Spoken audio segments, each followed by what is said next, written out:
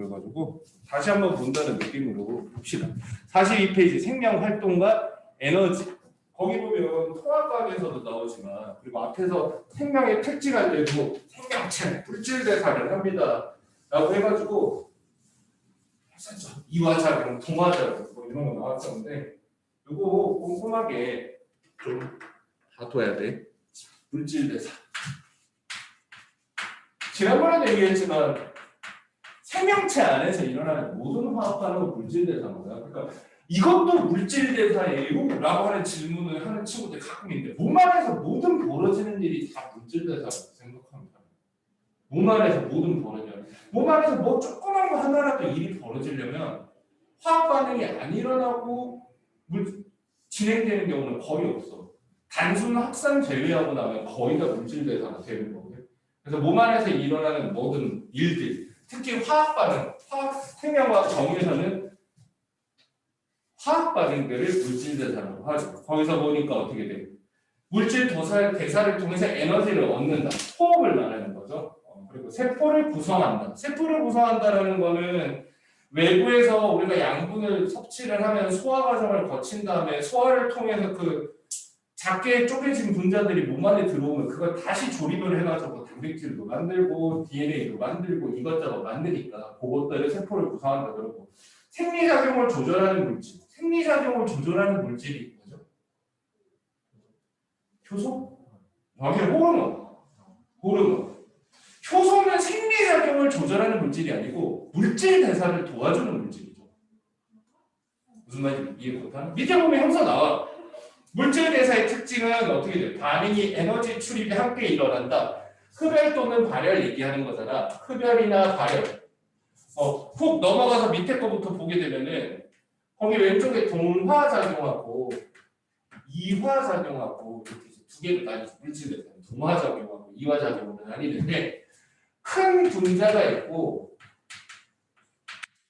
작은 분자가 있으면 우리 몸 안에서는 작은 분자들을 연결을 해서 큰 분자를 만드는 일도 생기고 큰 분자를 쪼개가지고 작은 분자를 만드는 일도 생기는데 큰 분자를 작은 분자로 쪼개는 건 이화작용이고 작은 분자를 큰 분자로 합치는 건 동화작용이죠. 이 동화작용이 일어날 때는 항상 에너지가 들어가요. 에너지가. 작은 분자를 큰 분자로 만들려면 N을 써야 된단 말이야. 조그만 거 있으면 조립해갖고 큰 걸로 만들려고 하면 우리가 낑낑대로 조립을 해야 되잖아. 그러니까 우리가 노력이 들어간다고 생각하면 에너지가. 근데 큰 거 다 만들어 놓은 거 무너뜨리는 건 쉽잖아. 툭 버섯처럼 와르르 무너지면서 소리가 나잖아. 이때는 에너지가 나오게 되죠. 근데 이게 항상 에너지 출입은 물질 입장에서 하는 거라서 작은 분자가 에너지를 먹고 큰 분자가 되는 거고 큰 분자는 에너지를 뱉어내고 작은 분자가 되는 거기 때문에 이 에너지를 뱉어내는 걸 발열, 에너지를 팩 뱉었다 그거고 이거는 작은 분자가 에너지를 먹어가지고 큰 분자가 되는 거니까 흡열이죠. 아는 사람한테는 너무나 당연한 건데 의외로 흡열발을 거꾸로 생각하려고 문제는 쌤 반대로 봤어요. 아니 그러거든. 엄마 아빠 안 헷갈리잖아, 그치? 안 헷갈릴 때까지 끊임없이 봐야 돼. 그때까지는 나 대충 아는데 정도로 놔두지 말고 요게 이제 동화작용하고 이화작용이 우리 몸에서는 반복해서 일어나죠. 이거에 대한 대표적인 예들이 최소한 2개 정도씩은 알고 있어야 돼. 거기도 뭐 2개 정도씩은 나와 있을걸? 그 동화작용을 보면 단백질 합성. 보통 과합성이 제일 많아요. 과합성.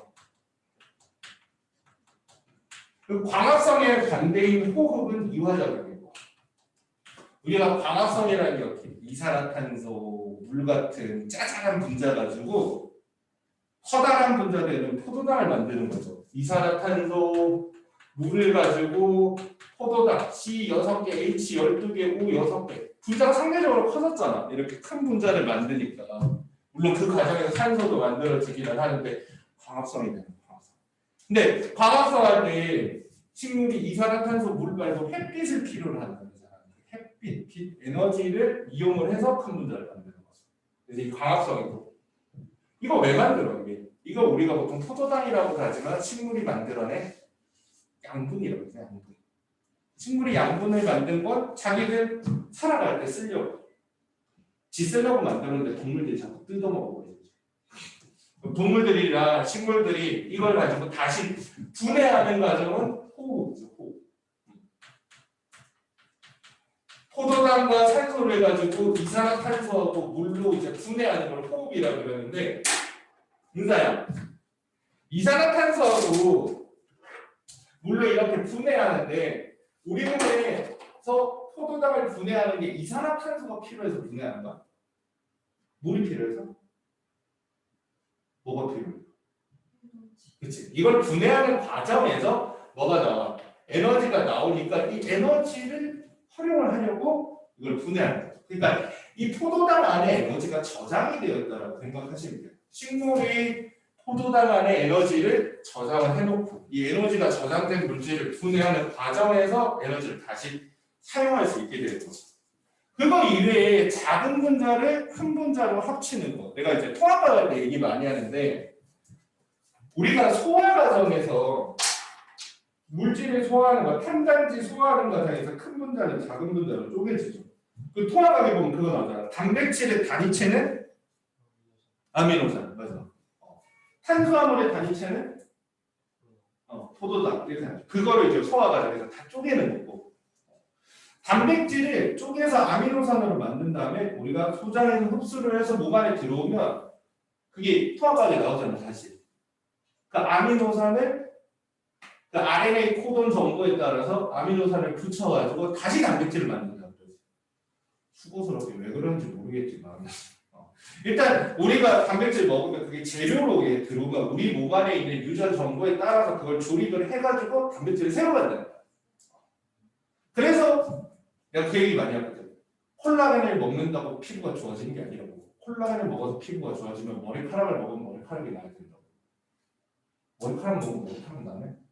대머리 아저씨한테 머리카락 한 줌 주면서 좀 먹으라고? 안 나죠, 상식적으로. 그치? 왜 그러냐면 피부를 구성하는 대표적인 단백질이 콜라겐인데 그게 이제 나이가 들면서 몸에서 콜라겐을 만드는 양이 줄어들기 때문에 터석터석해져. 이때는 탱탱한데 절제를 하단 말이야. 그러면 이제 콜라겐이 부족한가 보다 해서 콜라겐을 먹으면 흡수 과정에서 아미노산 가재기를 쪼개갖고 이제 몸 안에 콜라겐 재료는 잔뜩 넣어놨는데 몸에서 그걸 다시 조립해서 콜라겐으로 안 만들면 만장황이. 그래서 차라리 콜라겐 주사를 만들기 나아요. 근데 이제 그런 사람이 이제 편식이 극단적으로 심하거나 채식주의자라서 단백질을 별로 안 먹거나 그런 사람의 피부가 안 좋아지면 콜라겐을 만들고 싶어도 몸 안에서 콜라겐 만들 재료가 없어서 못 만드는 거니까 콜라겐을 섭취하면 좋지. 근데 대부분 사람들은 이 고기 많이 먹잖아, 골고루. 고기 좋아하잖아. 그럼 따로 콜라겐 안 먹어서 피부 안 좋은 거 아니니까. 대표적인 그냥 유사과학 그런 거라고 생각하면 돼요. 아무튼 소화 과정에서 우리가 단백질을 쪼개면 그게 이제 몸 안에서 그러니까 아미노산을 가지고 다시 단백질을 만들죠. 그래서 이게 단백질의 합성. 우리 몸에 필요한 단백질을 유전 정보에 따라서 만드는데 그 재료는 소화 과정에서 얻게 되는 거죠. 그 외에도 거기 보니까 뭐 DNA를 합성하는 것도 나오고 DNA뿐만 아니라 천연 고분자라고 해가지고 앞에서 나왔던 거 탄수화물, 단백질, 지방 큰 분자 만드는 거는 다 동화작용이고 큰 분자 작게 쪼개는 건 다 이화작용이야. 좋았고 이 정도는 알고 있어요. 근데 그림이 이렇게 나올 때도 있는데 이렇게도 잘 나와. 이렇게 그 밑에 그림이 있지. 이거의 의미가 뭐냐면 에너지를 요만큼 가지고 있던 물질이 에너지를 이따만큼 가지고 있는 물질로 바뀌었다는 거야. 이 양분 자체가 에너지가 높은 물질이야. 보통 큰 분자는 에너지가 많이 들어있고 작은 분자는 에너지가 조금 들어있어요. 그러니까 에너지 조금 들어있는 거 가지고 에너지 많이 들어있는 걸로 만들려면 이만큼 해당하는 에너지가 추가로 들어가야 되거든. 그러니까 어떻게 돼? 얘가 에너지를 흡수해서 이게 된다. 그래서 이거는 흡열 과정인 거고 동화 과정을 표현하는 것들. 이거는 에너지 다이어그램이라는 거거든. 에너지 낮은 물질이 에너지 높은 물질로 바뀌었다라고 생각하면 돼요. 큰 분자는 에너지가 많은 거야. 작은 분자는 에너지가 일반적으로 작아요. 그래서 에너지 작은 분자랑 작은 분자로 큰 분자 만드는 게 부하작용이다. 반대로 에너지 큰 분자로 에너지 작은 분자로 다시 쪼개게 되면 이만큼 에너지가 밖으로 나오게 되죠. 이게 이제 발열 과정인 거고 이화 과정이다. 이화 작용이다. 여기는 방출되는 거죠. 그 밑에까지 보면 이 정도만 알게 되는 거고. 근데 이제 물질 대사를 이렇게 두 개로 구분을 하는데 이렇게 에너지 출입도 있고 거기 보면 중요한 거 있죠. 반응이 단계적으로 일어난다. 말장난 많이 하니까. 그게 너 아까 전에 구연산 그 얘기했던 시트르산 얘기했던 게 그거야. 구연산 얘기했던 게. 실제로 우리가 반응식 쓸 때는 호흡 과정에서 여기서 이걸 뺨 이렇게 되는 것 같지만 실제로는 굉장히 여러 단계로 쪼개진단 말이지. 그게 왜냐면 우리 모발에서는 에너지를 필요로 하기는 해도 단박에 에너지가 딱 나오면 안 좋은 거야. 한꺼번에 에너지가 나오면 그 주변에 높은 에너지 때문에 열 때문에 세포들이 파손될 수도 있으니까 천천히 에너지를 얻는 방식으로 진화를 했다는 거예요. 그래서 단계적으로 반응을 해요. 그래서 실제로는 이렇게 써놓지만 생명초까지 가게 되면은 이렇게 안 쓰고 발열 반응을 할 때도 여기서 이렇게 바로 가는 게 아니고 뿅뿅뿅뿅 몇 단계로 가. 물질이 다 뛰어가면서 최종적으로 이렇게 된다는 거죠. 생명초가 이게 다 나오는 거야. 그걸 니네 학교 선생님이 조금 얘기를 해준 거죠. 그런 거 이제 찝찝만 하면 세마고는 잘 안 내기는 하는데 화성은 잘 내도 선생님한테 대놓고 한번 물어봐. 선생님 저거 다 구연산 외워야 돼요. 그러면 선생님이 막 아니야 안 해도 돼. 그러면 이제 안 외우면 돼. 그게 아니어도 문제될 거 많아가지고. 자, 단계적으로 반응하면서 에너지가 조금씩 출입하게 된다는 거죠. 그다음 효소.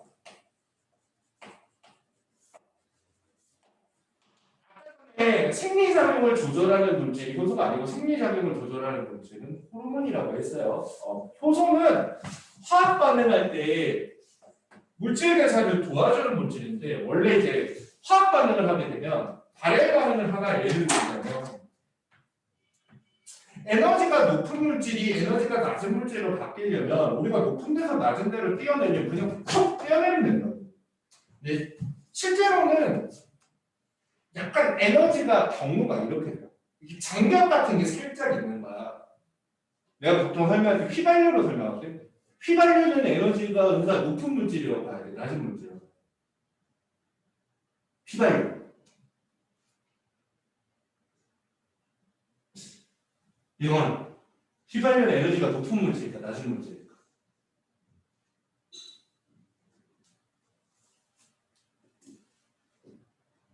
지금은?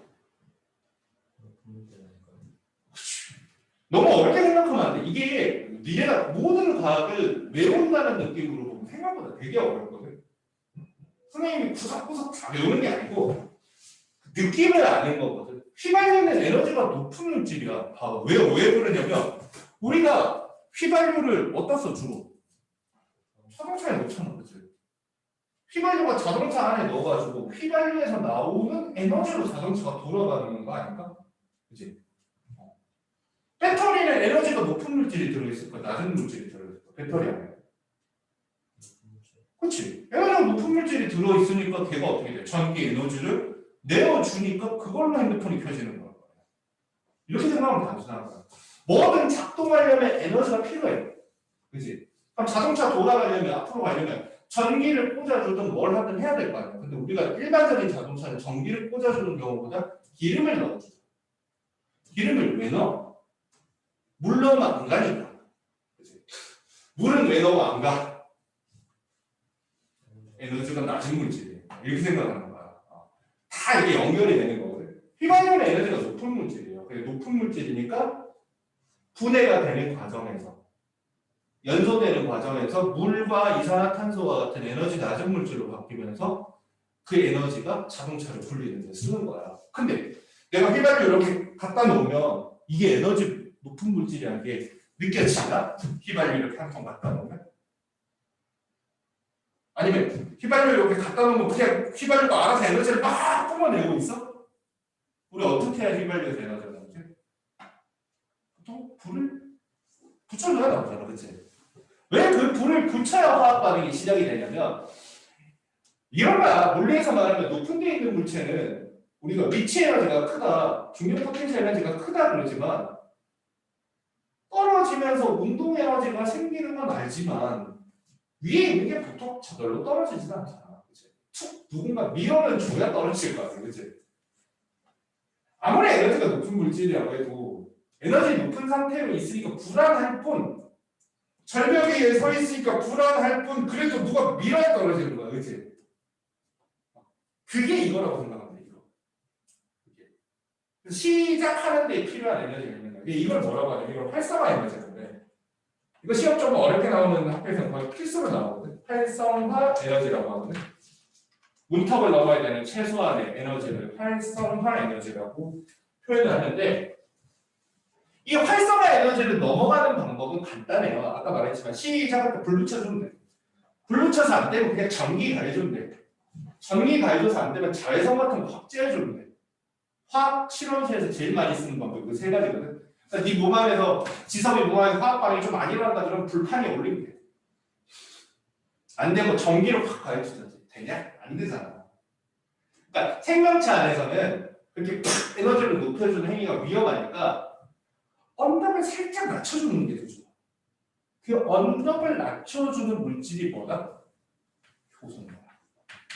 반응이 시작하기 쉽게 하기 위해서 얘는 뭐라 한다고? 이거는 간단한 그러니까 난이도 하 정도 수준에서 이렇게 나와. 얘는 물질 대사 그러니까 화학 반응이 일어나기 쉽게 요 정도 에너지지. 근데 좀 어려운 문제에서는 어떻게 한다? 활성화 에너지를 준다 라고 하는데 이게 이 말이에요. 근데 여기서 상급자로 가면 중급에서는 이 정도까지 나오는데 상급에서 조심해야 되는 게 자 여기가 예를 들어 에너지가 이렇게 있고 이렇게 있으면 내가 에너지가 100만큼 들어있는 물질이 이게 에너지가 20 들어있는 물질로 바뀐다고 하면 100만큼 에너지가 들어있던 물질이 20만큼 에너지 들어있는 물질로 바뀌면 80만큼 어떻게 돼? 에너지가 밖으로 방출되는 거야. 발열. 그러면 그 밖으로 튀어나오는 에너지는 80인데 우리가 이걸 뭐라고 하냐면 여기와 여기의 차이 이거를 반응열이라고 해요. 반응열. 화학 반응하면서 방출되는 열을 반응열이라고 한단 말이야. 근데 이건 이제 딱 시험 보기로 잘 나와. 효소는 반응열을 낮춘다라고 이렇게 하는데 이게 틀린 거라. 반응열에 속내내는 게 아니야. 이거 그래프 보고 있을 때 무슨 말인지 알지? 반응 시작할 때 필요한 에너지를 살짝 낮춰서 반응이 쉽게 시작할 수 있게 도와주는 거지 반응열 자체를 낮추거나 높이지 않는다는 거지. 반응열의 그대로야. 근데 내가 굳이 틀린 문장 썼다가 이렇게 해놓은 이유가 뭘까? 요렇게 니네 낚시질을 많이 한다고. 방금 들었을 때 안 헷갈리잖아. 다음 물질 대사에서 뭐 옳지 않은 거, 옳은 것을 모두 고르세요. 효소는 반응열을 낮추어 물질 대사가 화학 반응이 쉽게 일어나겠습니다. 별 생각 없이 읽으면 진짜 그럴듯해 보이는 문장이. 근데 반응열을 낮추는 게 아니고 활성화 에너지를 낮추는 거지.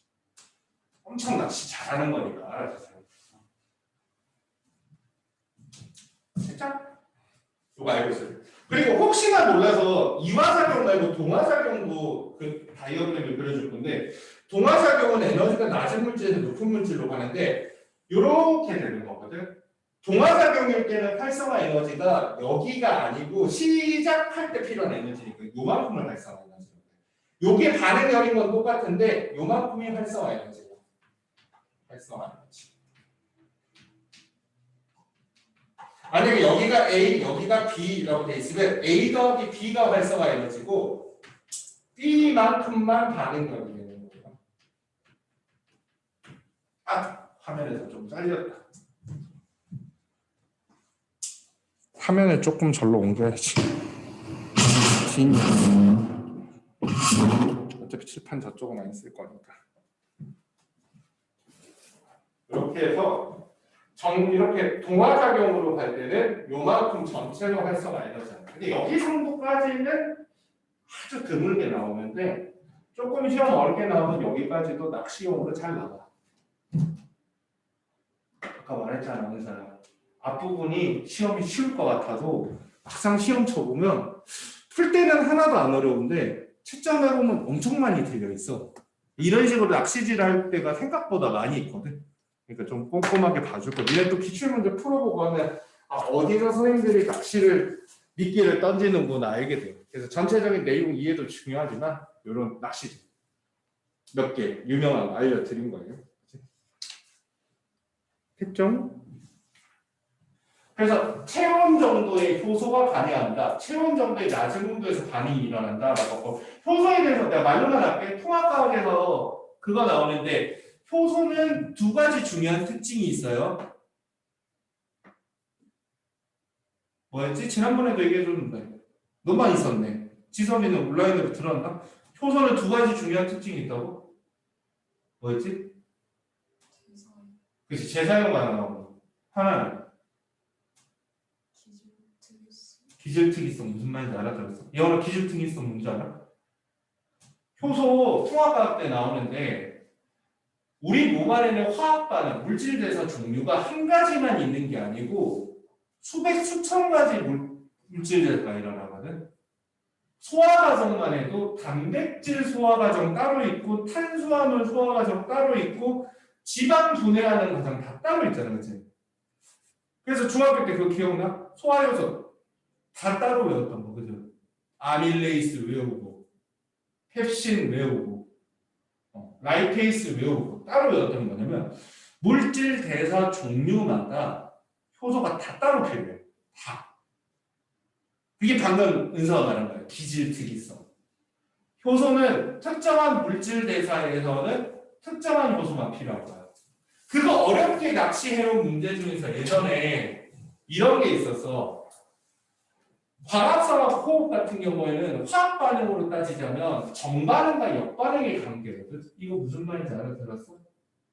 광합성과 호흡은 정반응과 역반응의 관계야. 그러니까 이산화탄소와 물을 가지고 포도당과 산소를 만드는 거고, 이거는 포도당과 산소로 이산화탄소와 물을 만드는 거니까 정확하게 거꾸로요. 광합성과 호흡에 사용되는 효소의 종류는 같다. 그냥 이런 식으로 나온 거야.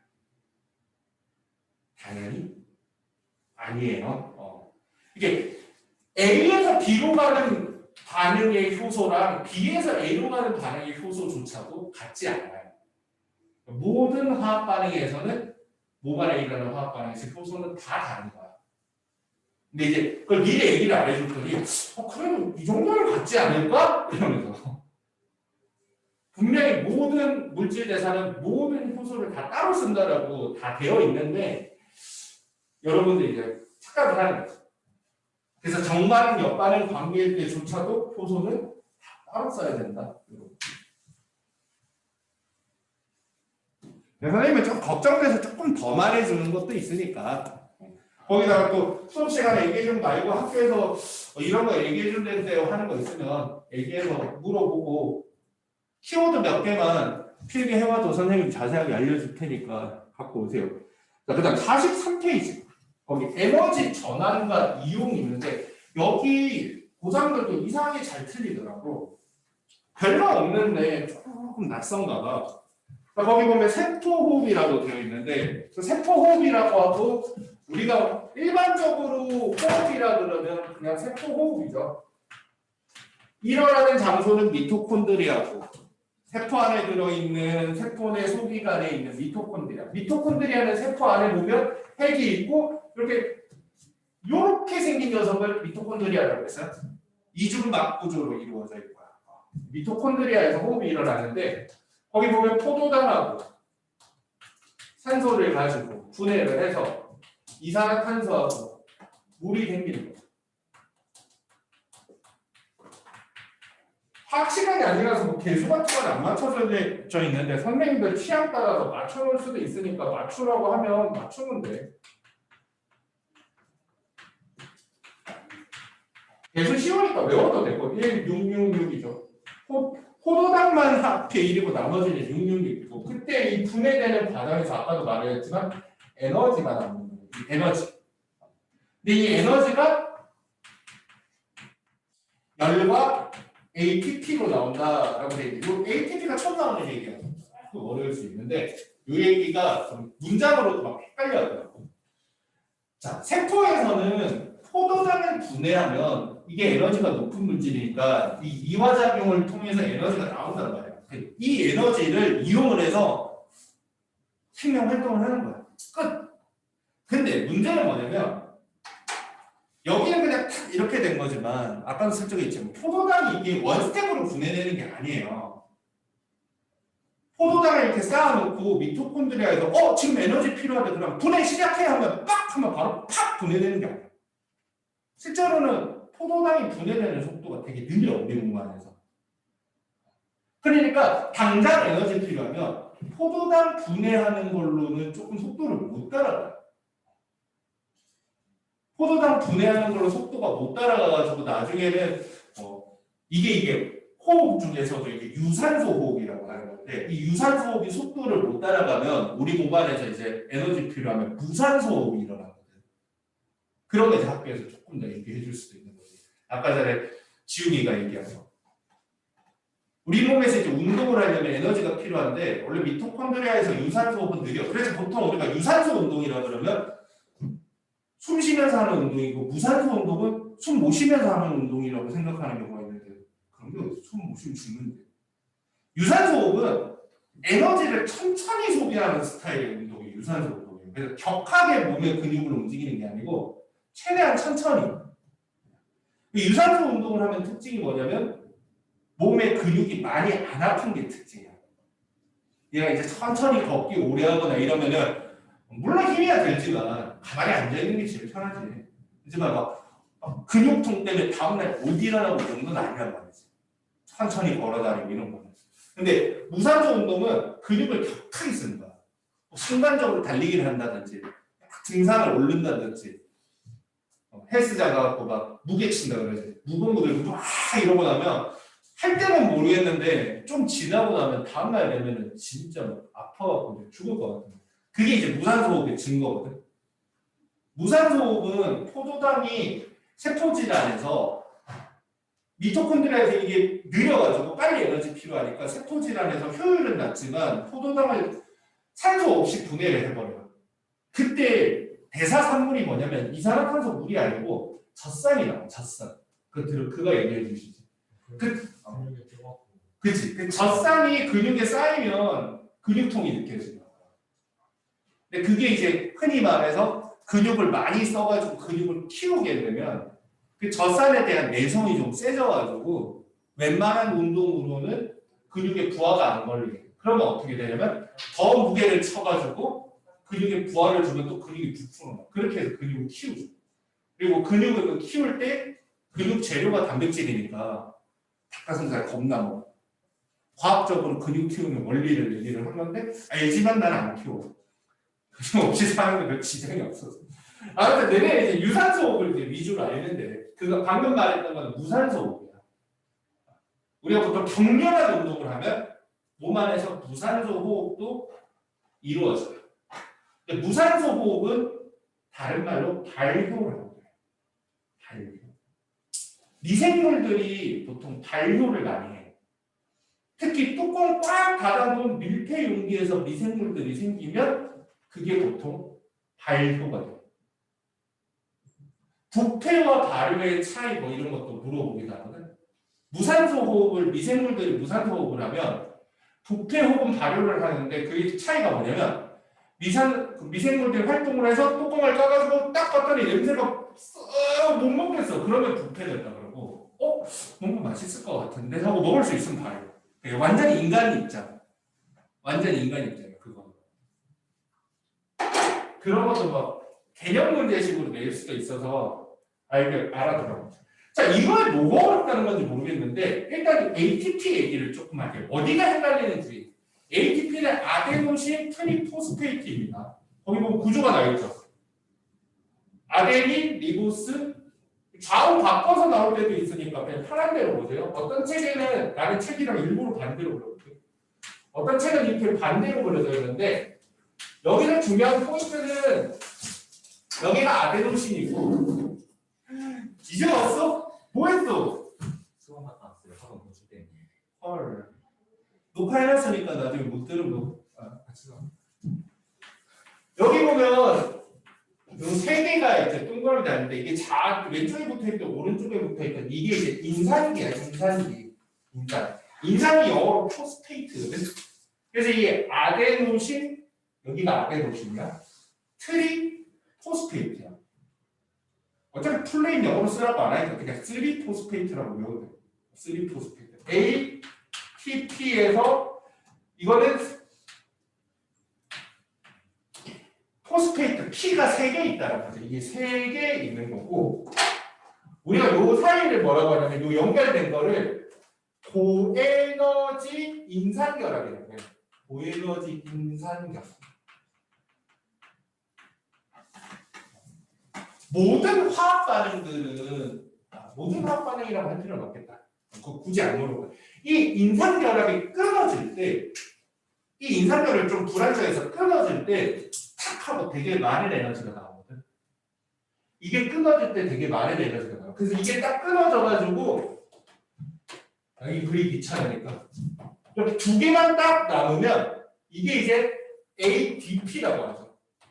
아데노신 다이포스페이트인데 그게 니네 더블 포스페이트라고 해요. D가 두 개라고. 그리고 뭐 색초까지 가면은 두 개 떨어진 것도 나와. 그러면 AMP라고 불러요. 아데노신 모노포스페이트라고 했거든. AMP. 근데 보통 ATP랑 ADP만 알고 있어도 상관은 없어요. 여기서 이렇게 될 때, 이게 떨어질 때 이 고에너지 인산결합이 끊어지면서 ATP에서 ADP로 전환이 되는 과정에서 많은 에너지가 튀어나옵니다. 많은 에너지가 튀어나옵니다. 이거 세포할 때 ATP 몇 개 만들어지는지 학교에서 써주고 외우라고 하는 사람들도 있는데 써준 학교만 외우세요. 안 써준 학교 굳이 외우지 말라고 내가 안 써놨어. 학교에서 가르쳐주지도 않고 ATP 몇 개 생산되냐고 안 물어보거든. 자, 요게 에너지가 생산이 되는데 이게 조심해야 될 게요. 선생님, ATP 요거랑 연결이 잘 이해가 안 돼요. 그러는데 이게 뭐냐면 우리 몸에는 아까 말했지만 포도당을 분해할 때 나오는 에너지로 생명 활동을 하기에는 포도당 분해하는 속도가 조금 느려. 그래서 어떻게 하냐면 ATP라고 하는 거는 ADP로 분해되는 과정이 굉장히 많아요. 그래서 우리 몸에서 생명 활동할 때 주로 많이 쓰는 게 ATP가 ADP로 바뀔 때 나오는 에너지를 많이 써요. 그걸로 우리 몸이 돌아가는 거예요. 그래서 ATP가 ADP로 바뀌고 나면 에너지가 튀어나오고 이 ADP는 똥 싸서 버리는 게 아니고 우리 몸에 돌아다녀. 돌아다니다가 언제 다시 ATP로 바뀌냐면 미토콘드리아 안에서 호흡을 할 때 이때 분해할 때 나오는 이 에너지를 이용을 해서 ADP 돌아다니는 ADP를 다시 ATP로 바꿔놓는 거란 말이야. 그럼 그 ATP가 돌아다니다가 다시 ADP로 바뀌면서 세포들이 활동을 하는 거죠. 그래서 이게 좀 헷갈리는 게 뭐냐면 호흡 과정에서 에너지가 나와. 그러니까 이 과정은 분명히 발열이야. 에너지가 나오니까 발열이야. 여기 분명히 에너지가 밖으로 나오니까 발열이라고 부를 수 있단 말이야. 그 발열된 에너지로 어디 쓰냐면 ATP를 ADP로 바꾸는데 에너지가 들어가. 그러니까 ADP를 ATP로 바꾸는 과정은 이건 또 흡열이야. 문제는. 그리고 ATP가 세포에서 사용될 때 ADP로 바뀌는 과정은 여기 또 발열인 거야. 다 쓰고 난 ADP를 다시 ATP로 돌리는 거는 이건 어디서 벌어진다고? 요거는 미토콘드리아에서 아까 전에 저 흡열 과정으로 이루어지는 거야. 그러니까 우리 몸에서는 ATP를 ADP로 바꾸는 건 발열이에요. ADP를 ATP로 바꾸는 건 흡열입니다.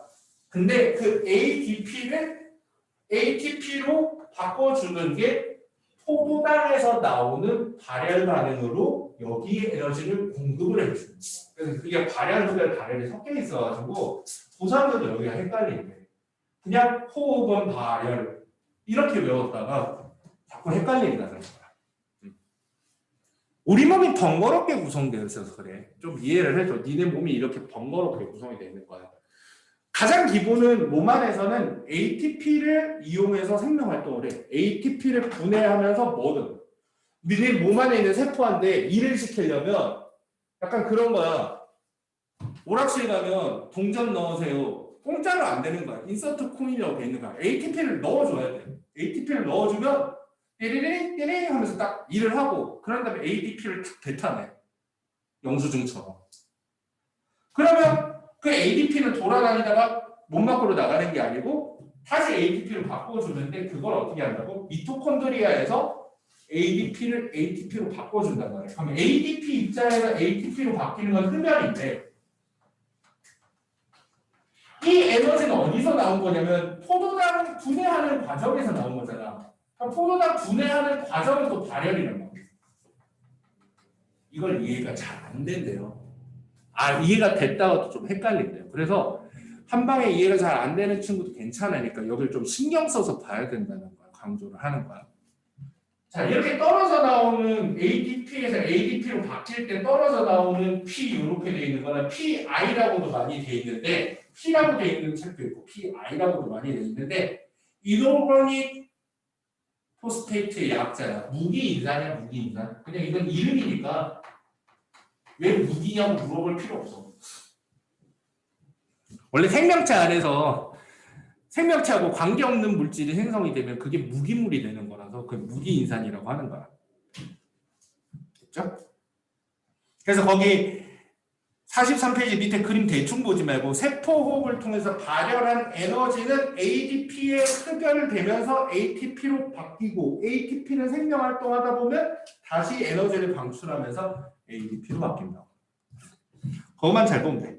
자, 포도당 분해하는 과정에서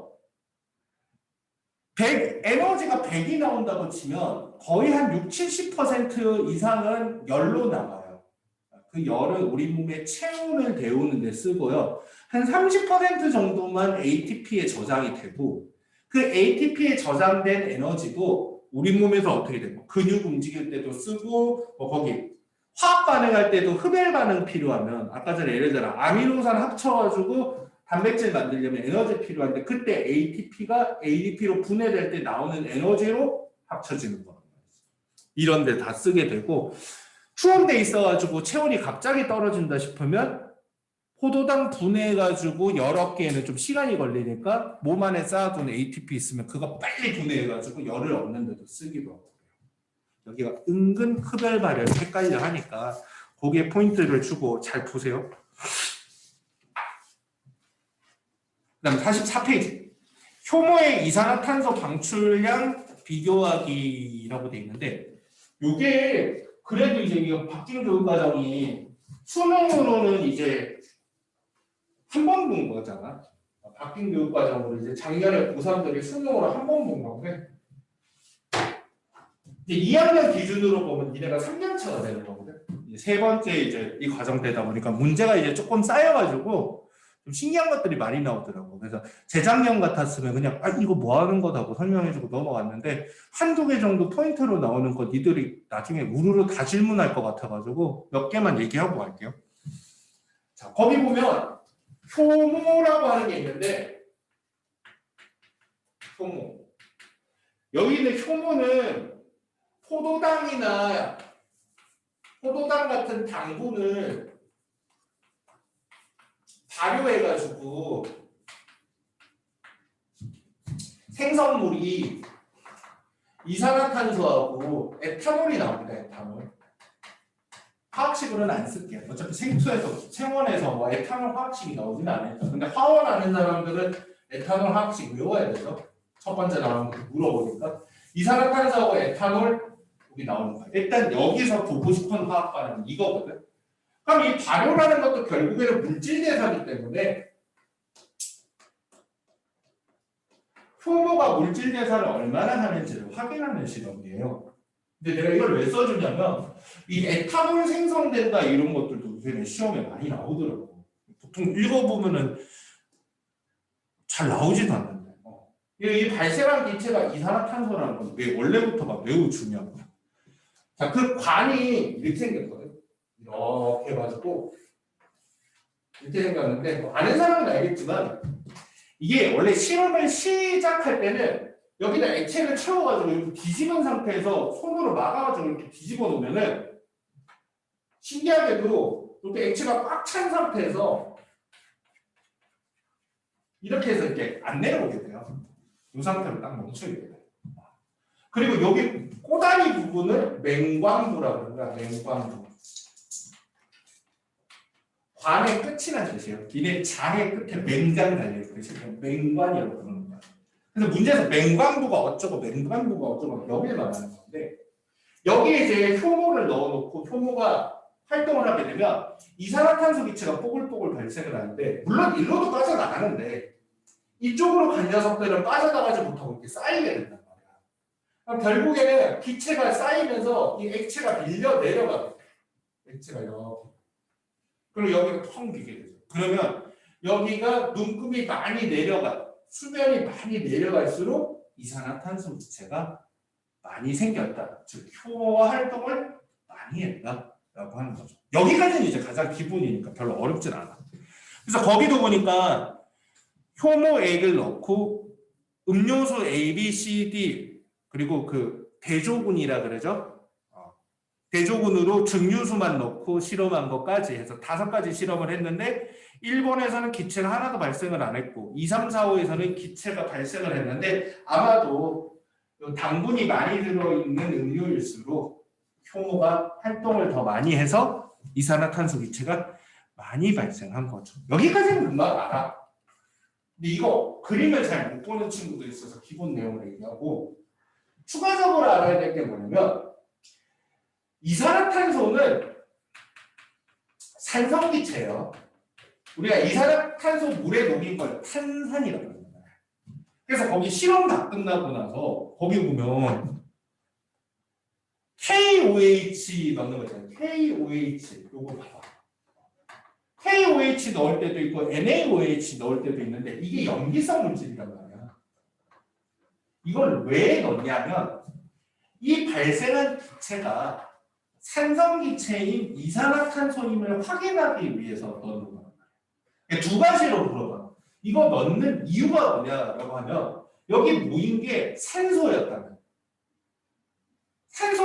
산소는 중성기체이기 때문에 아무 일도 안 생겨요. 근데 이산화탄소라면 얘를 넣으면 어떻게 되냐면 원래 이산화탄소가 물에는 잘 안 녹아도 녹기는 녹지만 잘은 안 녹는단 말이야. 염기성 수용액이 엄청 잘 녹아. 그래서 이걸 KOH를 딱 넣어주면 이 이산화탄소 기체가 다시 녹아 들어가면서 수면이 다시 쫙 올라가게 돼요. 그래서 물어볼 수 있는 게 2가지야. KOH 넣고 나면 어떻게 되느냐? 수면이 다시 올라간다. 이걸 넣으면 수면이 상승한다라는 방법이 있었고, 아니 뭐 추론할 수 있는 사람들은 뭐 굳이 내가 설명 안 해줘도 되는데 다 이제 작년에 배운 내용들 섞이니까. 그리고 이거 넣어주는 이유가 뭐라고? 이 이산화탄소임을 확인한다. 이 2가지. 그리고 최근엔 요것도 잘 물어봐. 좀 오래된 문제는 이제는 뭐 완전체계는 이거 안 물어보는데 학교 시험 문제나 수능 문제에서 이거 물어보기 시작을 하더라고요. 여기가 맹광부 끝에 솜을 막아놓거든. 그치? 여기 솜으로 이렇게 막아놓게 되는데 솜이 있을 때는 아무래도 여기서 기체가 잘 빠져나가더라도 잘 빠져나가지는 않거든. 근데 이게 솜을 빼버리면 어떻게 돼? 아무래도 기체가 더 쉽게 빠져나가게 돼서 이게 솜을 빼면 어떻게 되냐 그러면 솜을 빼면 에탄올이 증가를 하게 된다라고 얘기해요. 그래서 맹광부에 솜을 빼면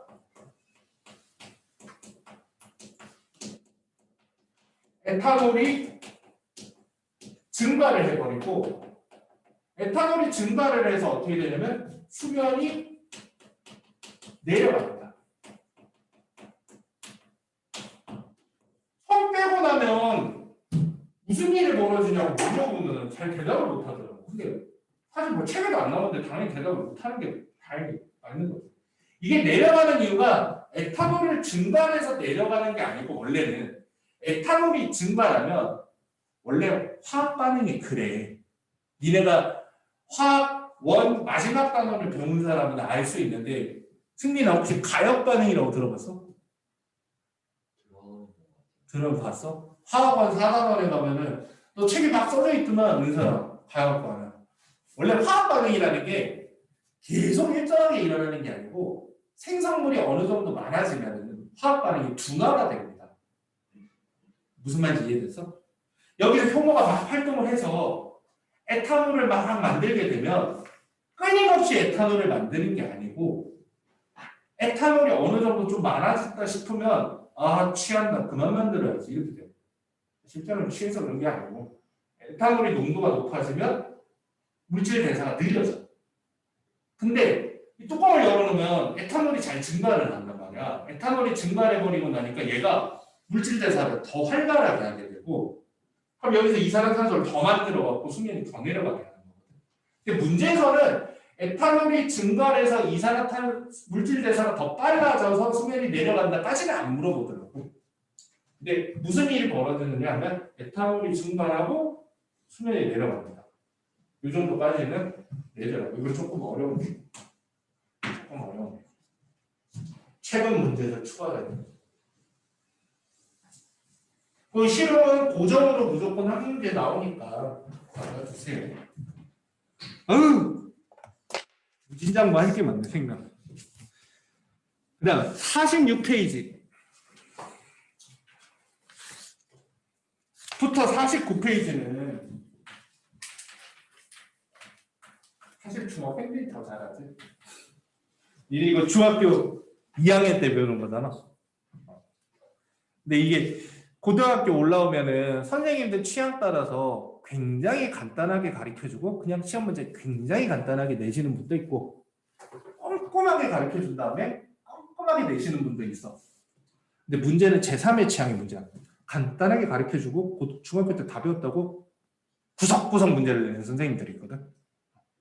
특히 니네 이거 중학교 때 다 배웠잖아 라고 말하고 넘어가는 선생님들은 그럴 확률이 굉장히 높기 때문에 다시 한번 복습하는 수준 정도는 알고는 있어야 돼요.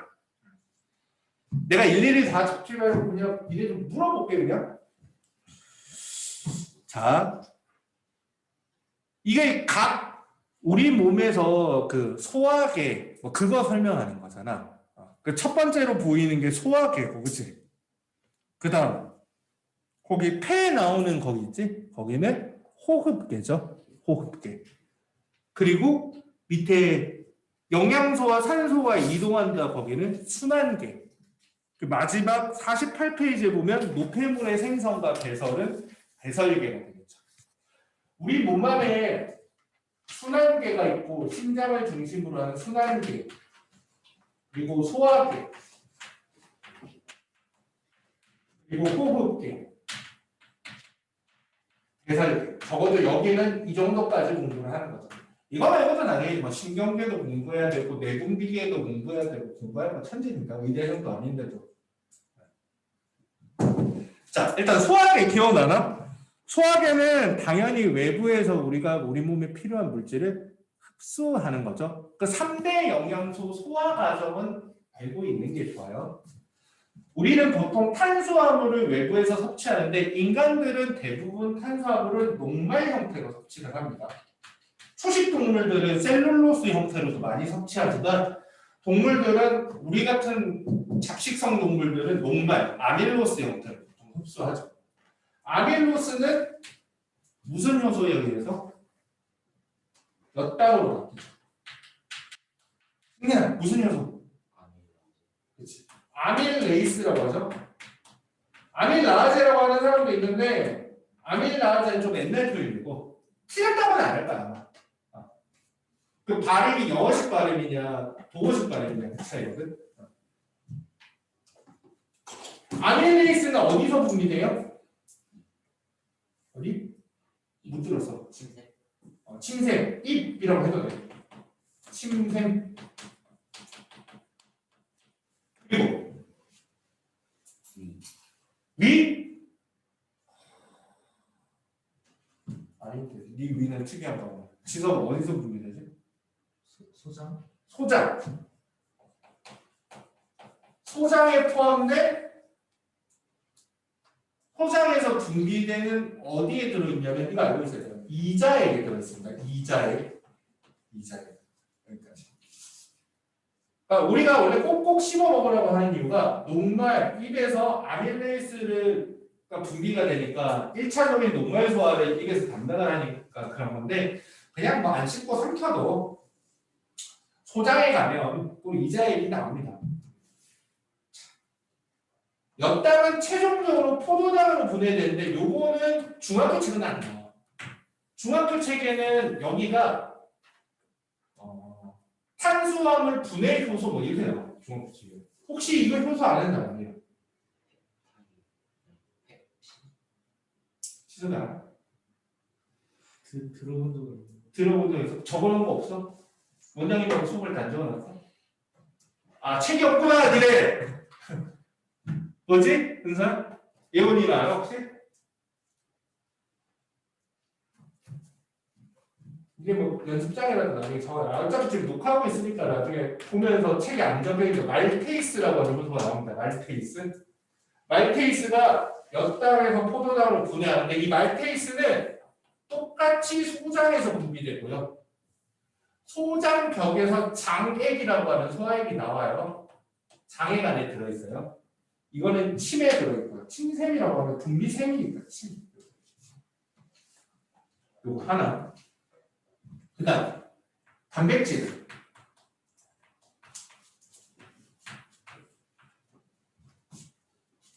단백질은 1차적으로 분해되면 뭐가 되지?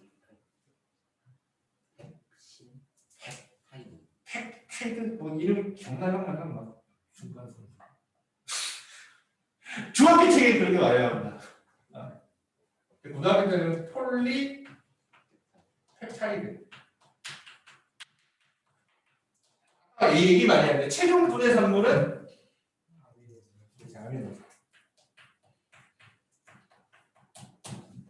단백질을 1차 분해하는 효소는 펩신. 근데 하나 더 있어. 그렇지, 트립신. 글씨가 너무 작나? 말하면서 하니까 트립미신 아니야? 트립미신은 트림 잘하는 신이 트립미신이고 트립신. 미안. 펩신은 어디서 분비되냐면 위에서 분비되죠. 위에 감에 들어있습니다. 트립신은 소장. 그치 소장에서 분비되고요. 이자액 안에 들어있습니다. 그래서 뭐 경우에 따라서는 안 그런 게 제일 좋지만 위압이 좀 많이 번진 사람은 위를 통째로 잘라내기도 하는데 그래도 죽지는 않는 이유가 위에서 할 부분을 여기서 해주기도 하니까. 이 폴리펩타이드를 분해하는 효소는 처음 들어볼래나? 맞았어. 펩티데이스. 펩디가 아니라 펩티데이스라고 하는데 이것도 똑같습니다. 소장의 장액에서 분해합니다. 사실 거의 이 두 개가 많이 나오지 지방 분해는 잘 안 나오죠. 지방 사실 이제 중성지방을 의미하는 건데 지질이라고도 하는 지방. 지방은 어디에 분해되지? 지방은 분해되면 뭐가 나오지? 모노글리세리드 지방산. 지방을 분해하는 효소는 라이페이스. 라이페이스는 어디서? 소장에서 분비되는 이자액. 그래서 3대 영양소를 모두 분해하는 효소가 들어있는 소화액은 이자액이에요. 소자액은 두 가지 소화액이 나와요. 이자에서 만들어진 이자액도 나오고 소장에서도 나오고. 이거 이외에도 조금 더 디테일하게 들어가면은 이제 뭐 쓸개즙 이런 것도 나오고. 중학교 때는 쓸개즙의 역할이 시험 문제 꼬박꼬박 나오는데 지훈이 뭔가 기억나는 듯인데 쓸개즙이 뭐 하는 거야? 소화를 도와주는 거고 지방을 승민이 잘 알겠어. 지방이 기름 덩어리다 보니까 우리 몸 안에 대부분 다 물이라서 지방이 이렇게 뭉쳐 다니게 되거든. 니네가 물 위에다가 식용유 부어보면 식용유가 흩어지질 않잖아. 그러면 이렇게 흩어지게 해야지 소화효소들이 잘 닿여가지고 소화가 빨리 지방이 분자 빨리 분해가 되는데 그 잘게 쪼개지는 거를 승리가 잘해서 유화된다라고 표현해요. 유화되는 거. 그 지방을 유화시키는 물질이 들어있는 게 쓸개즙이 되는 거고 쓸개즙은 소화를 하진 않고 소화를 돕는 역할. 아까 소화를 도와준다고 했어요. 정확하게 잘 얘기했어요. 여기까지가 소화. 실제로는 소화계를 공부한다 그러면 이 주어라고 소화효소를 외우는 소화계를 공부하는 건가 싶긴 하거든 선생님은. 그럼 뭐 1에서부터 그냥 쭉 흘러가는 걸 얘기하는 거죠. 이거 말고 이제 알고 있어야 되는 게 소화계에 포함되는 기관들. 입. 그다음 뭐야? 그렇지. 음식 따라가는 길로 가면 돼. 입. 식도. 위.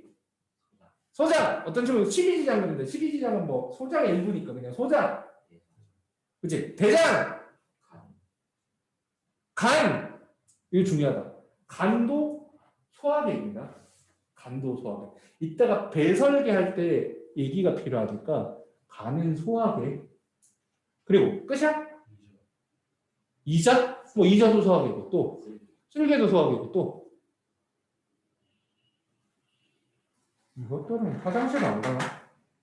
또 소화계. 항문. 진짜 황당한 얘기지만 단골 낚시 중에 하나야. 항문은 배설계다. 이거. 항문은 배설계가 아니고 소화계예요. 항문은 소화계입니다. 항문은 소화계입니다. 잠깐만. 배터리. 이거 꺼질 뻔했다. 항문은 소화계.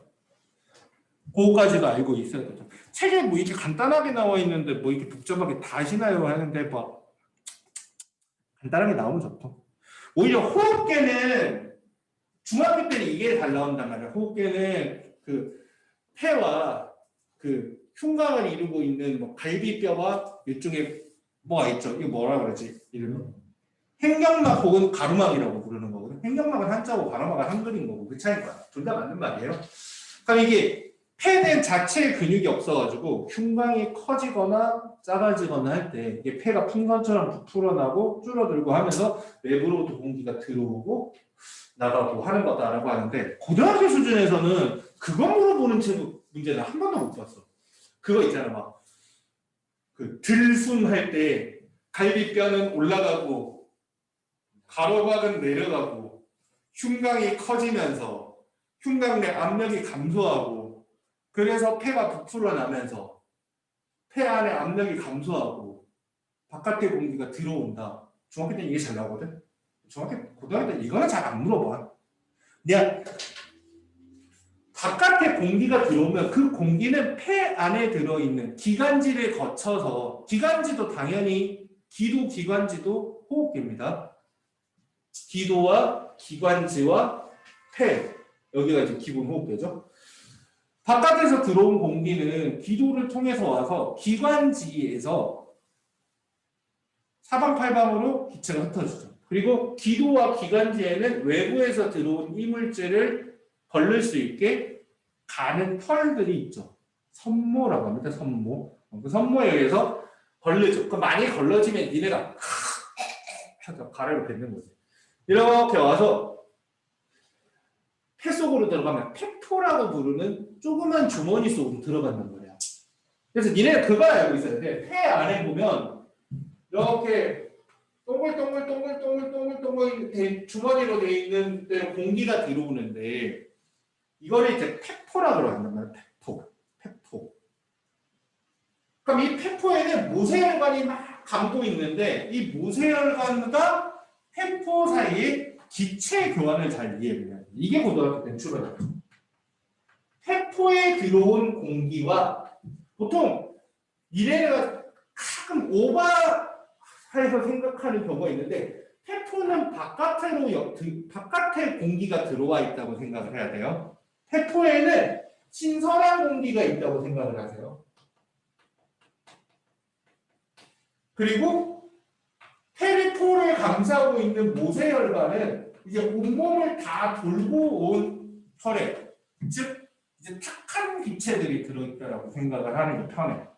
여기는 탁한 드론이라고 하면 좀 그렇고 탁한 기체가 들어있다라고 생각을 하는 게 편하단 말이에요. 그러면 우리는 모세혈관에서 페포로 뭐를 보내야 되고 페포를 통해서 모세혈관으로 뭐는 들고 들어와야 된단 말이에요. 그치? 뭐를 들여야 되지? 뭐를 내보내야 되지? 이산화탄소를 내보내고 이게 산소를 들고 들어와야 되는데 이거는 뭐 당연히 다 아는데 이게 뭐에 의해서 교환이 된다 그러지? 이 막 답이 갈려봐. 확산, 농도차 다 맞는 말이야. 농도차 또는 분압차라고 합니다. 분압차. 니네 이거 질문을 많이 해서 내가 써주는 거야. 농도차, 분압차에 의한 확산 현상이고 생물에서 확산은 ATP를 소모하지 않습니다. ATP 소모 없습니다. ATP 소모하지 않는다. 우리가 우리 몸안에서 뭔가 일들이 벌어질 때는 대부분은 ATP를 소모해야 되는데 농도차에 의해서 자연스럽게 이동하는 경우에는 ATP를 쓰지 않아도 됩니다. 이것도 이제 가끔 물어볼 때 알고 있어야 되고요. 농도차에 의한 확산이니까 이산화탄소 농도는 어떻게 돼야 돼? 이산화탄소 분압은 항상 페포보다 모세혈관이 높아야 되고요. 그죠? 반대로 O2 분압을 물어보게 되면 페포가 높아야 되는 거예요. 근데 이제 오버해가지고 선생님 페포에 있던 공기가 모세혈관으로 들어오면 페포 안이 산소가 더 적은 거 아니에요? 뭐 이딴 소리를 하고 있더라고. 이게 아니고 산소가 안으로 들어오기 위해서는 계속 들어오려면 페포 안에 계속 신선한 공기가 있어야 된다고 생각을 해야 되는 거고 그리고 분압도 되게 많이 물어보는데 분압은 농도랑 거의 같은 개념이라고 보시면 돼요. 농도랑. 다만 이제 우리가 물속에 녹아있는 뭐 소금이나 설탕은 농도로 많이 표현을 하지만 나중에 과학을 많이 배우게 되면 물속에 녹아있는 기체는 분압으로 표현하는 경우가 많아요. 얼마 정도 압력으로 녹여놓은 기체 약간 이런 느낌이라서 분압이 높다라는 거는 그 기체가 진하게 녹아있다라는 표현이니까 분압이라는 말을 너무 어렵게 느끼지 말고 농도랑 같다라고 생각을 하시면 돼요. 이상하게 질문도 많고 갑자기 문득 페포의 산소가 모세혈관에 들어왔으니 페포가 산소가 더 적은 거 아니야? 라는 말도 안 되는 황당무계한 상상을 하는 경우인데 꾸준히 바깥에서 공기가 들어오는 거예요. 페포 안이 신선한 공기가 있는 거니까 조심해야 돼. 벌써 시간이 다 돼가지고 적어도 배설계까지는 해야 되는데 오늘 다 못하면 배설계에서 얘기해야 되는 건 다음 시간에 조금 더 얘기를 할게. 그래 니네 혼자 읽어보고 해도 아예 모르는 건 아니잖아. 아예 모르는 건. 자, 순환계 나오잖아. 영양소와 산소의 이동 47페이지 밑에가 순환계야. 대충 나와 있는 것 같지만 순환계에서 혈액 도는 순서만 좀 잘 외워주세요. 혈액 도는 순서만. 우심실이 어딘지 자심실이 어딘지 좀 그런 것도 좀 기억도 좀 하고.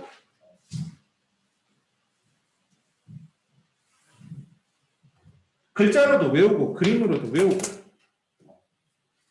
중학교 때 조금 더 많이 외우기는 하지만 고등학교 때도 필요할 때마다 쓰니까 꼭 알아두세요. 네, 심장을 그린 거예요. 심장. 승민아 여기가 이름이 뭐지? 심장이 공간 4개로 이루어져 있잖아. 여기가 좌심방. 오, 한 방에 맞춘 사람 진짜 별로 없는데. 요거는 좌심실. 사람들도 가끔 이게 왜 좌냐고 우지. 사람이 이렇게 보는 거잖아. 이쪽이 좌지. 그렇죠. 이게 오심방, 오심실. 심방심실 헷갈리는 사람은 니네 집 방이 큰지 교실이 큰지 잘 생각해 보세요. 원래 방보다 실이 더 큰 공간을 의미하는 단어야. 화장실, 실은 큰 거고 방은 작은 거야. 그래서 여기가 방실, 방실인 거고 심장은 좌우가 연결되어 있지는 않아요. 좌에서 우로 피가 흘러가면 그건 이제 심장 수술 받아야 돼. 항상 심방에서 심실로만 피가 흘러갈 수 있게 이렇게 되어 있단 말이야. 그래서 판막이 이렇게 설치되어 있어. 판막이라고 해갖고 심장이 펌프질을 하면 여기가 쫙 열려 피가 이렇게는 가는데 여기서 펌프질하면 여기 닫혀버려갖고 피가 거꾸로는 안 흘려져. 판막이 꼭 있죠. 판막. 좌심실에 연결된 혈관부터 외우세요. 좌심실에서 나오는 혈관 이름이 항상 심장에서 나오는 혈관은 동맥이고요. 심장으로 들어가는 혈관은 정맥이야. 그리고 심장에는 심방으로도 혈관이 연결되어 있고 심지에도 혈관이 연결되고 실제로는 혈관이 이렇게 나오는 게 아니고 위쪽으로 해서 이렇게 나오기는 합니다. 심실에서도 혈관이 이렇게 연결되어 있는데 항상 아까 심방에서 심실로 간다고 했잖아요. 피는. 그러니까 심실에서 나와서 심방으로 들어가게 설계되어 있거든요. 피는.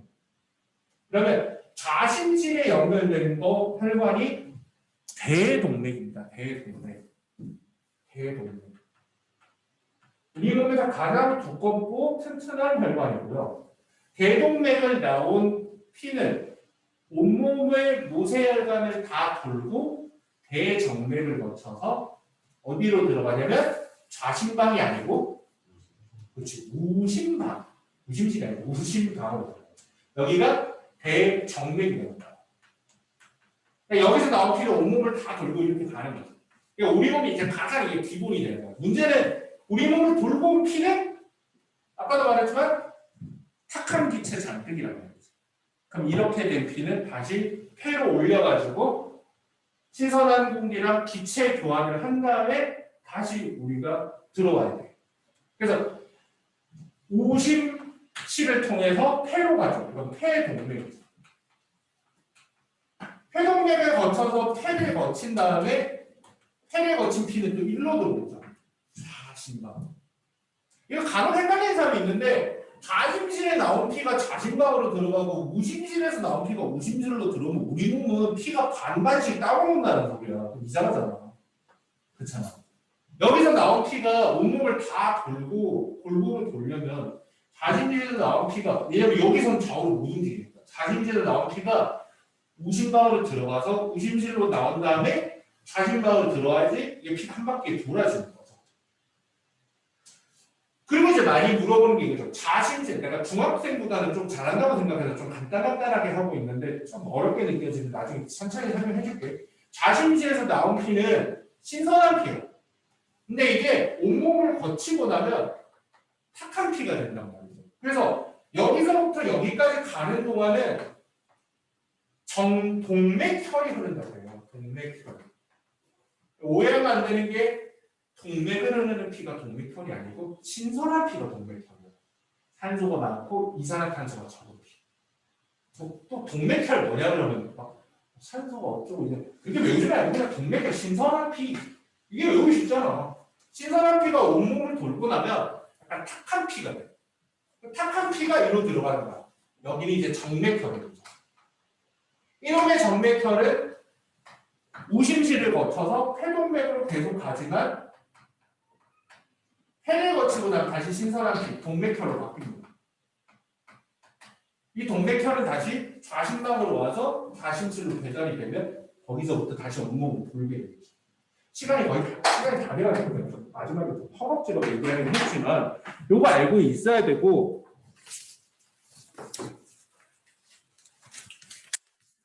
흔히 잘 나오는 것 중에 하나가 그거거든. 여기 빨리 적어줄게. 활용 속도하고 혈압하고 요거 이제 제일 많이 나오는데 피가 흐르는 속도하고 피가 흐르는 압력은 당연히 동맥이 제일 높습니다. 동맥이 제일 높고요. 혈압은 어디서 제일 낮다? 동맥, 정맥, 모세혈관 셋 중에 하나거든. 여기는 여기가 정맥이에요. 속도는 모세혈관이 제일 느린데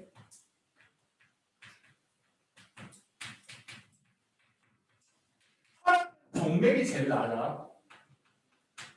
근데 원리를 듣고 나면 간단해요. 심장에서 펌프질을 한번 하고 나면 심장에서 팍 나올 때가 피가 압력이 세단 말이에요. 그리고 심장에서 멀어질수록 마지막에 심장이 들어올 때쯤이 제일 압력이 낮아져요. 그래서 정맥이 제일 낮은 거야. 근데 혈류 속도는 모세혈관이 낮은 이유가 이제 동맥에서 뻗어나가면서 혈관이 되게 가늘어지다 보니까 천천히 물질 교환을 할 수 있게 혈관들이 가늘어지고 많아진단 말이에요. 그래서 혈류 속도는 모세혈관이 오히려 더 느린 거죠.